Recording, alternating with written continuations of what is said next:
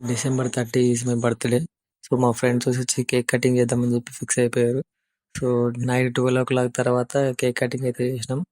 So, bus స్టాండ్‌లో వచ్చేసి చాలా ఫ్రీగా ఉంటది స్పేస్ కాబట్టి, సో, ఎలాంటి డిస్టర్బెన్స్ లేకుండా ఉంటుంది కాబట్టి, సో, బస్ స్టాండ్‌లోనే బెటర్ అని చెప్పి బస్ స్టాండ్‌లో కట్ చేపించారు అన్నమాట కేక్. సో, కేక్ కటింగ్ ముందు అంతా కూడా డిస్కషన్ ఇంగా అది చేస్తున్నారన్నమాట. Happy birthday to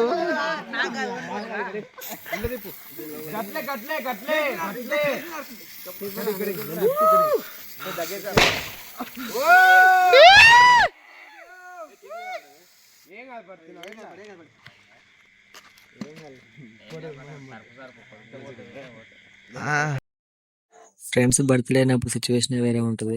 cake cut చేసిన తర్వాత ఆ కేక్ ఎటు వెళ్తుందో, ఎవరి మీదకి వెళ్తుందో, బర్త్‌డే బాయ్ ముఖానికి వెళ్తుందో, లేదంటే ఎవడి ముఖానికి మీదకి ఎవడి బట్టలు ఖరాబ్ అవుతుందో తెలియదన్నమాట. మా అందరికి తెలిసిందే ఫ్రెండ్స్‌లో బర్త్‌డే సెలబ్రేషన్ చేస్తే ఎలా ఉంటదో. కేక్ అయిపోయిన తర్వాత కట్ చేసిన తర్వాత తినడం కన్నా ఆనికి రుద్దుకోవడమే ఎక్కువ ఉంటది. సో, లాస్ట్‌కి కూడా ఇదే పని జరిగిందన్నమాట. ఒకడికొకడు రుద్దుకోవడానికి ఎవడు పడితే వాడు రుద్దుకున్నాడు. సో, పరుగన్నమాట. ఎక్కడ నాకు రుద్దేస్తుర్రు అని చెప్పి ఒకరికొకరు రుద్దుకున్నారు. బట్టలకైతే రుద్దుకున్నారు. సో, అదే అన్నమాట.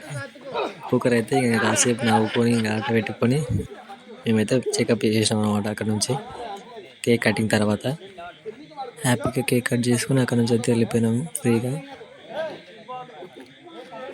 మనం దసరా ఎట్లా వాడతాం